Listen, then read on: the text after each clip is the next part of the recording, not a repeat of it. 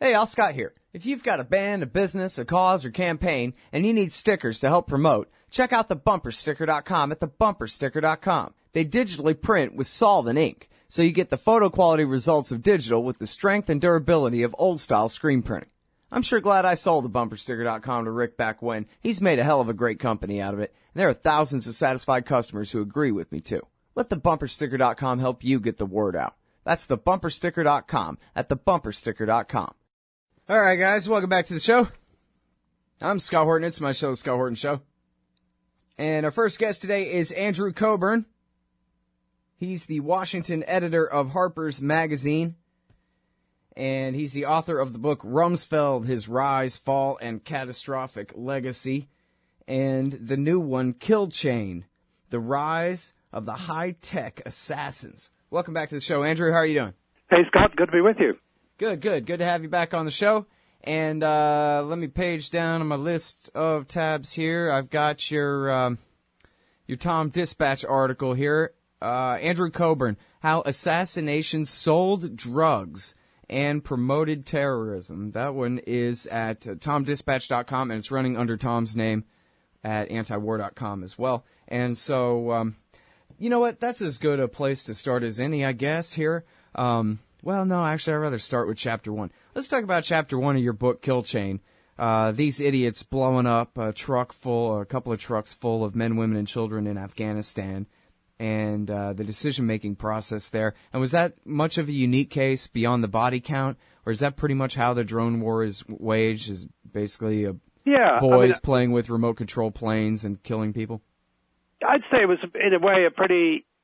everything, if you learn about that incident, read that chapter, you pretty got it. You got it down on how the drone war operates. I mean, very briefly, for anyone who hasn't read it, there was a drone high over Afghanistan, middle of the night, and they're watching out for, there's an American unit on the ground going into a village to kill someone, and they're sort of watching out, and they see actually three vehicles, an SUV and two SUVs and a sort of pickup truck, proceeding along a mountain road, which were in fact full of poor people on their way to Kabul, hoping to look for work, and with their families, women and children. And so the drones, they're sitting back in Nevada, and they see two of the vehicles flashing their headlights at a third, and they say, "Oh, that's suspicious. It could be Taliban." Then a bit later, as dawn's coming up, they see them. Then they see that they're heading toward where the American patrol is. So they say, "Oh, it's Taliban reinforcements coming to get the Americans." Then they see the vehicles have stopped by a riverbank, and they, as far as they can out, people seem to be getting out. They can't, because the little secret of drone warfare is they don't see that well. They see sort of blobs on the ground, and they think they're praying. And they say, "Oh, that's what Taliban do." Actually a billion Muslims do it too, but still, they say, "This is what Taliban do." So then they basically, everything else they see convinces them further that this is an enemy. And eventually, they don't actually fire the missiles themselves, to Special Forces helicopters do, but they kill 23 men and children, and wound several women. And it's really, once you see how the whole thing worked, with the more people talking to each other across the world and convincing each other. There's a very bizarre conversation where someone says, who's watching the same video somewhere else, says, "Oh, I think I saw a child." And they say, "Oh, well, child, what are we talking, toddler or adolescent?"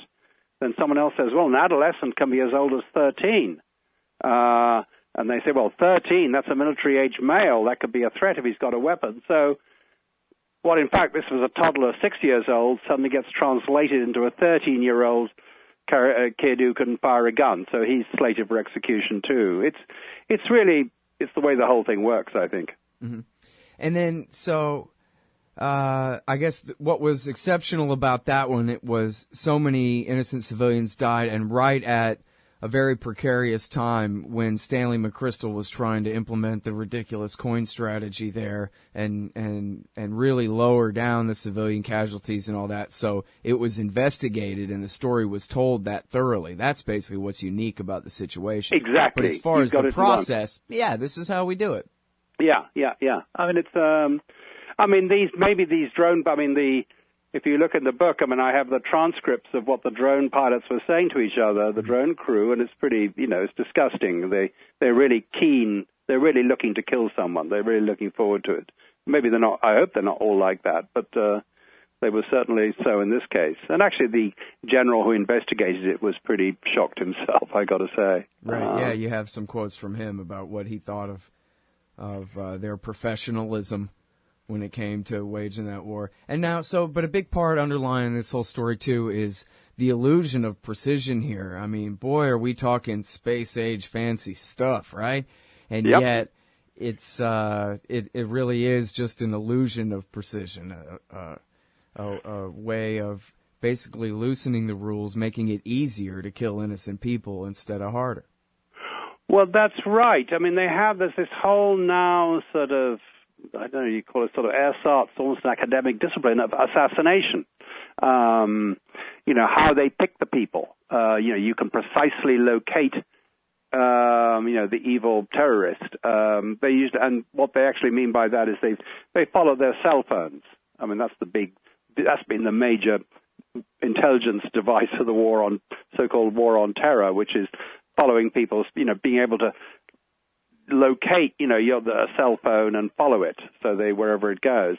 And that all sounds great, and they love it, and they proudly boast about it, except I have a chapter in the book where I explain how they followed a cell phone, a bad cell phone, belonging to a Taliban commander, and they tracked him, all around the country, and eventually, when they spotted the phone driving down a lonely mountain road in a big convoy, they came in and bombed it and killed the guy.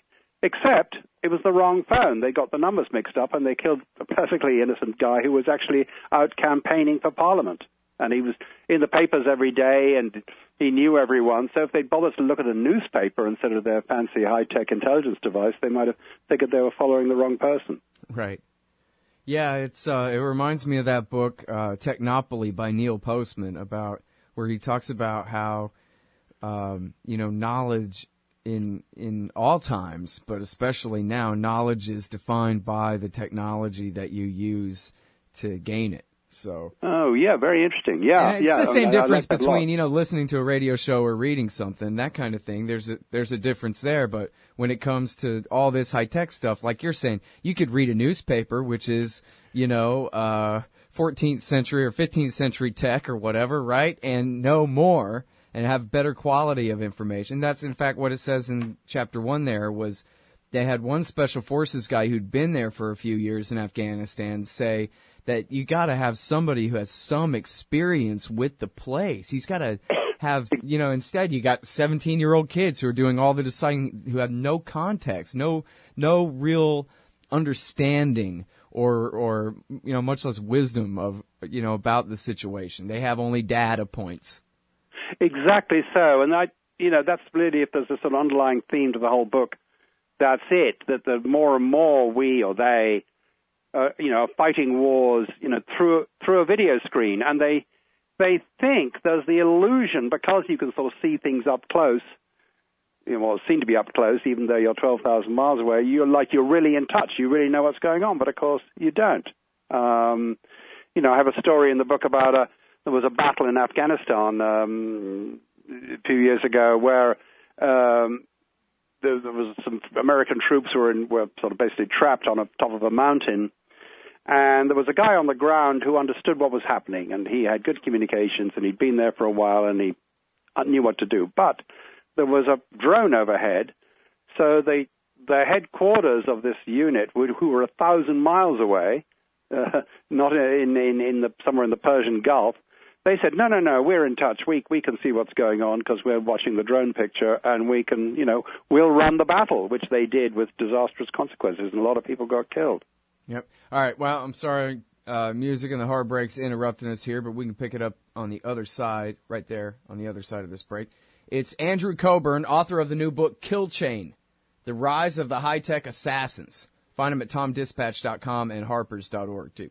Hey, Al Scott Horton here for The Future of Freedom, the monthly journal of the Future Freedom Foundation at fff.org/subscribe. Since 1989, FFF has been pushing an uncompromising moral and economic case for peace, individual liberty, and free markets. Sign up now for the Future Freedom, featuring founder and president Jacob Hornberger, as well as Sheldon Richmond, James Bovard, Anthony Gregory, Wendy McElroy, and many more. It's just $25 a year for the print edition, $15 per year to read it online. That's fff.org/subscribe. And tell them Scott sent you. All right, you guys, welcome back. I'm Scott Horton. It's my show, Scott Horton Show. ScottHorton.org for all the old ones. Lots and lots of old ones. All right. Talking with Andrew Cockburn, author of Kill Chain, The Rise of the High-Tech Assassins. And so we're talking about the substitution of data for knowledge. And you were in the middle of telling an anecdote about a specific battle where they had a real experienced special forces guy on the ground, and his knowledge-based decision-making was overruled by the guys with all the bells and whistles back at the office. I guess, and it's been like this, and this is, I think, chapter 2 of your book is about Vietnam too.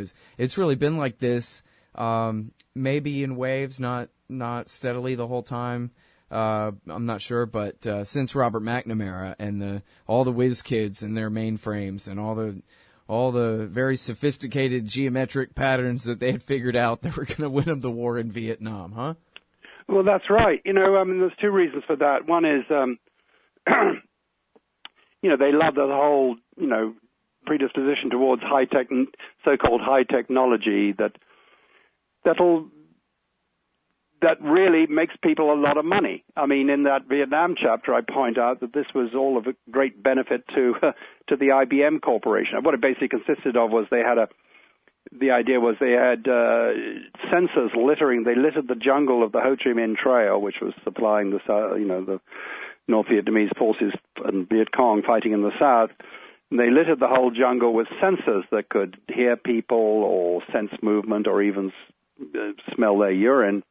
And these would radio back the signals back to a giant IBM computer in Thailand. Actually, it was the largest computer in the world at that time, which would then sort out the signals and say, oh, that's a North Vietnamese supply convoy, and they're located here, and would automatically send bombers to go and bomb them. But it was a complete bust. It didn't work at all. It cost billions and billions and billions of dollars. And, in 1972, half the North Vietnamese army sort of drove right past it and no one noticed. So, because the Vietnamese figured out what was going on.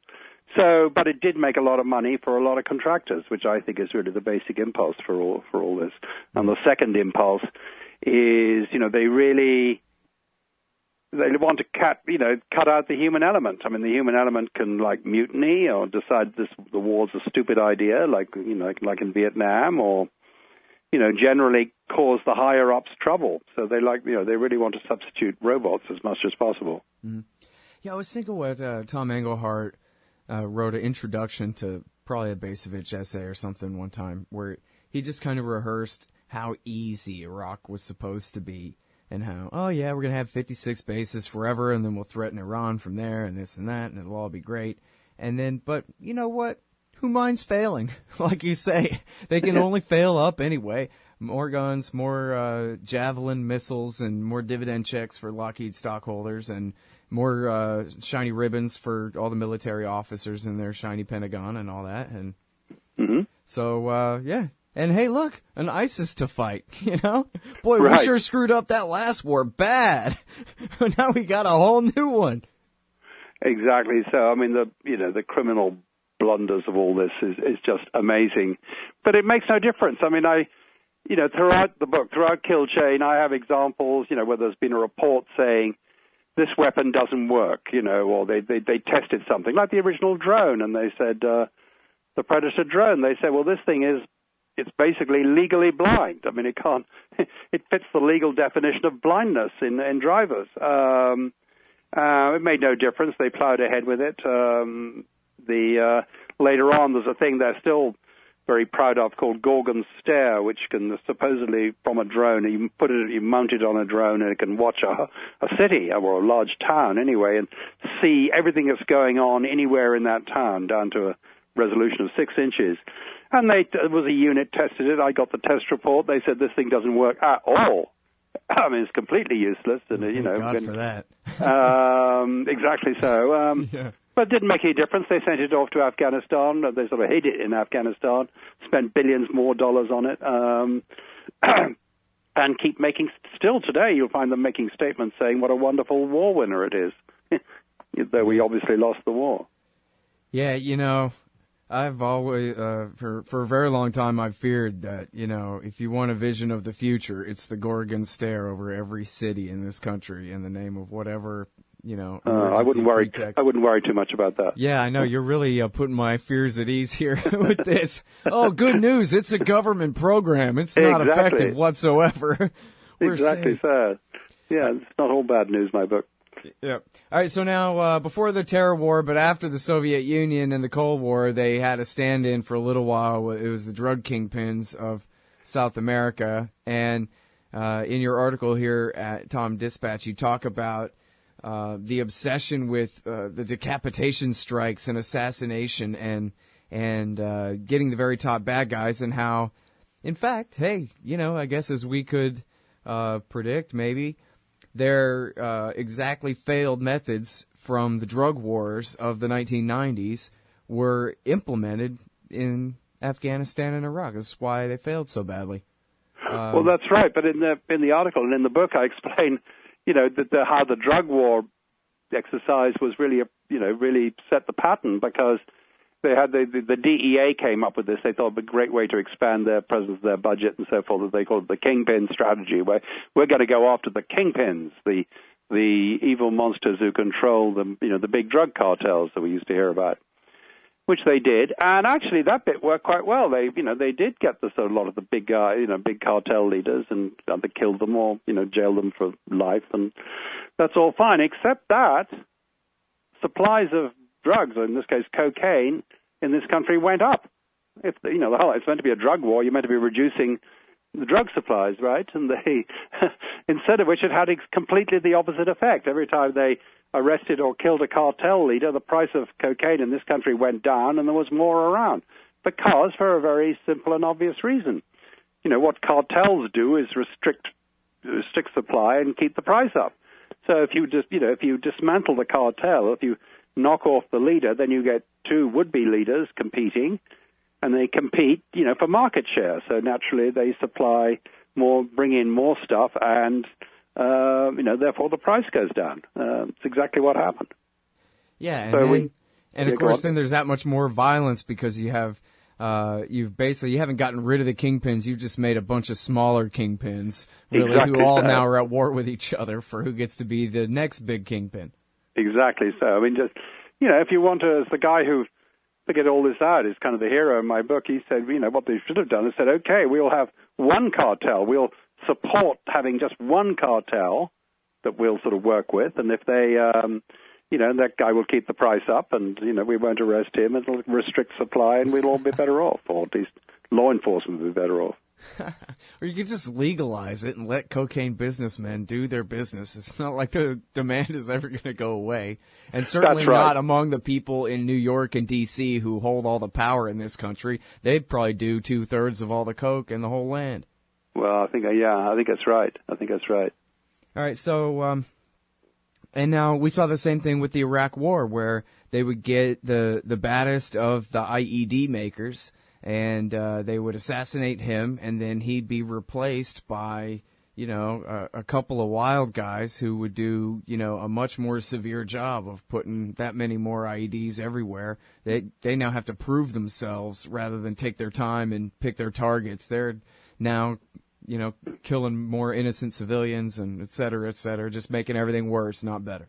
Exactly. It's inevitable. I mean, I don't know. I mean, you can see it's inevitable because this is what's happened. I mean, what you're talking about, they actually did a study in Iraq in 2007 when they killed 200, IED cell network leaders.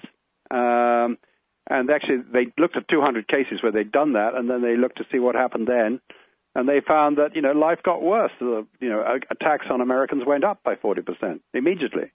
Yeah, in fact, it's probably an article of yours that I was thinking of when I said all that.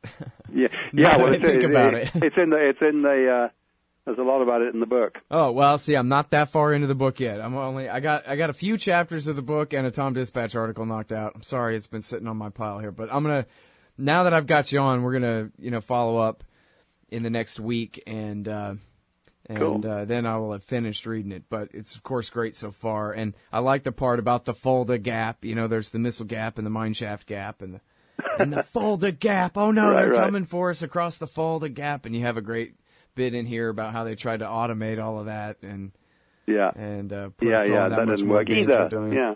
All right, so hopefully we'll work this out for sometime next week and finish up this great interview. Thank you, Andrew. Appreciate it. Anytime, Scott.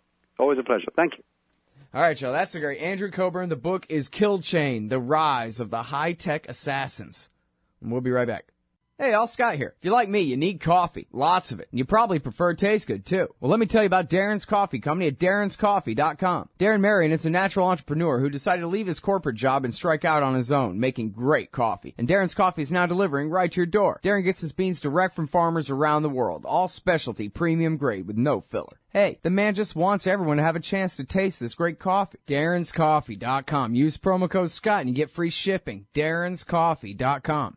Hey, all, Scott Horton here for Liberty.me, the social network and community-based publishing platform for the liberty-minded. Liberty.me combines the best of social media technology all in one place and features classes, discussions, guides, events, publishing, podcasts, and so much more.